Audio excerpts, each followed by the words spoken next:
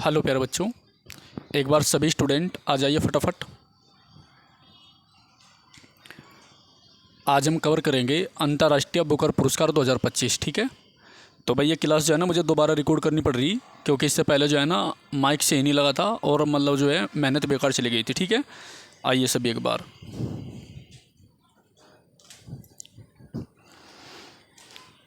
बेटा आपके पेपर के लिए सबसे ज़्यादा इम्पोर्टेंट टॉपिक है आज का। ठीक है, चलिए भाई एक बार सभी आ जाइए फटाफट। देखिए भाई अपनी नोटबुक निकाल लीजिए सभी। ठीक है, चलिए देखिए हमारा जो टॉपिक है वो है अंतर्राष्ट्रीय बुकर पुरस्कार 2025 और ये जून 2025 का सबसे इम्पोर्टेंट करंट अफेयर का टॉपिक होगा। ठीक है, अभी रिसेंटली जो है इनका अनाउंसमेंट हुआ है और आपके एसएससी एनटीपीसी जितने भी सीबीटी के पेपर होते हैं ऑनलाइन मोड वाले सब के लिए करंट अफेयर में ये इंपॉर्टेंट टॉपिक होगा। ठीक है, तो अंतर्राष्ट्रीय बुकर पुरस्कार से रिलेटेड जितने भी एक्सपेक्टेड क्वेश्चंस आपके पेपर के लिहाज से इंपॉर्टेंट है जो बनते हैं वो सारे मैंने यहाँ पर लिख दिए हैं। ठीक है, तो चलिए एक बार सरसरी नज़र मार लेते हैं। ठीक है भाई, तो अगर आपको क्लास पसंद आए तो चैनल को सब्सक्राइब जरूर करिएगा भाई, वीडियो को लाइक करके अपना फीडबैक भी देते रहिएगा। ठीक है, चलिए देखिए टॉपिक हमारा क्या है, अंतर्राष्ट्रीय बुकर पुरस्कार 2025। हमारा टॉपिक क्या है, अंतर्राष्ट्रीय बुकर पुरस्कार 2025। ठीक है, तो इनकी जो शुरुआत हुई थी वो 2005 में हुई थी, है ना। जो अंतर्राष्ट्रीय बुकर पुरस्कार है इनकी जो स्टार्टिंग हुई थी वो 2005 में हुई थी। ठीक है, और इसकी जो धनराशि है स्टर्लिंग पाउंड में। ठीक है, स्टर्लिंग पाउंड में जो एक अंतर्राष्ट्रीय बुकर पुरस्कार की धनराशि है, ठीक है, वो 50,000 पाउंड है। कितनी है? 50,000 पाउंड है। ठीक है, याद रखियो। इसके बाद में इसका जो आयोजन है वो लंदन के टेंट मोर्डन में किया जाता है। लंदन के टेंट मोर्डन में किया जाता है, याद रखना। ये एक जगह है लेकिन आपके एग्जाम के लिहाज से इम्पोर्टेंट नहीं है।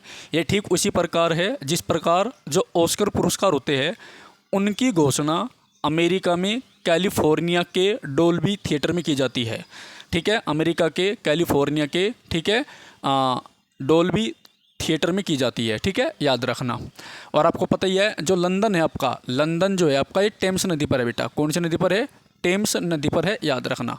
लंदन जो है टेम्स नदी पर है और फ्रांस की राजधानी जो पेरिस है वो आपकी सीन नदी पर है, याद रखना। ठीक है, तो हमारे जो अंतर्राष्ट्रीय बुकर पुरस्कार होते हैं इनकी घोषणा किसने करी?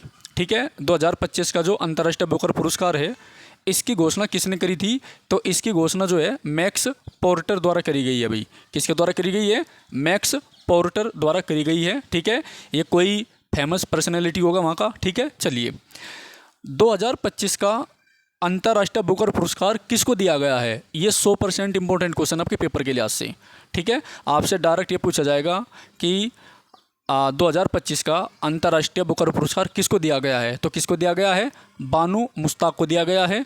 बानू मुश्ताक कौन है? तो बानू मुश्ताक एक भारतीय है जिसका संबंध कर्नाटक राज्य से है, जो कन्नड़ साहित्य लिखती है। ठीक है, इसकी जो छोटी छोटी सी लघु कविताएं हैं उनका जो संग्रह है उसे दीपा भास्ती ने अंग्रेजी में हर्ट लैम्प के नाम से क्या करा? अनुवादित किया। ठीक है, जो इधर देखिए एक बार, जो मतलब जो है छोटी छोटी जो इनकी स्टोरी है कन्नड़ लैंग्वेज की, उनको जो है दीपा भास्ती ने अंग्रेजी में अनुवाद किया और उसका जो टाइटल रखा है वो क्या रखा है? हर्ट लैम्प रखा है। क्या रखा है?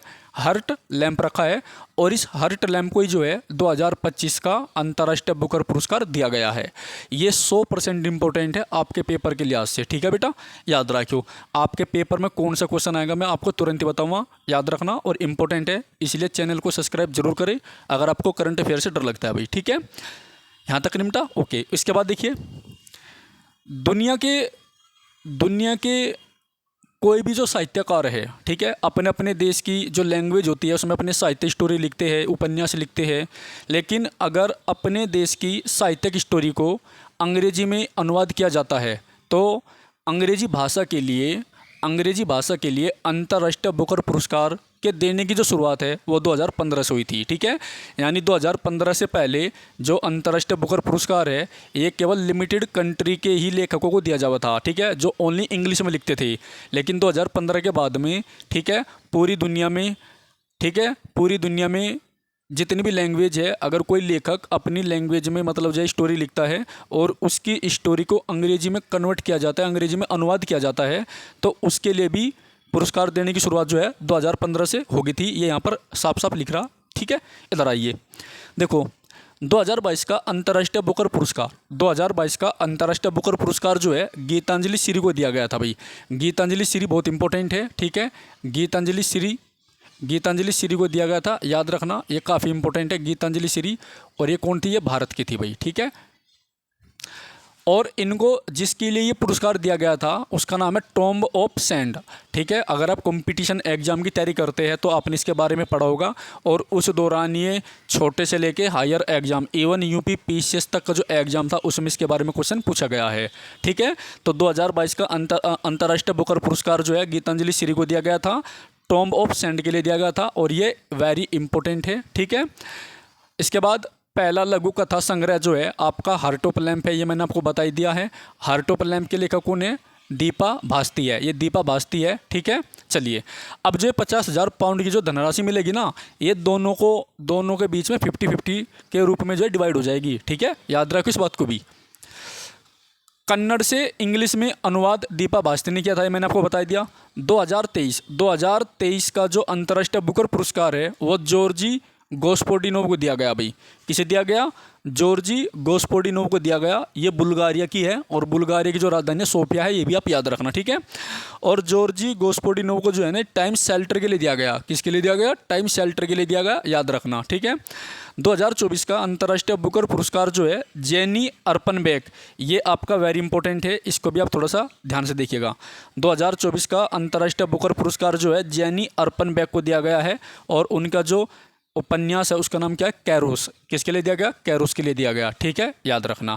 तो हमने फिलहाल जो है अंतर्राष्ट्रीय बुकर पुरस्कार 2025 देखा। इससे रिलेटेड जो संभावित क्वेश्चन आपके एग्जाम में पूछे जा सकते हैं करंट अफेयर में, ये देखे, ठीक है।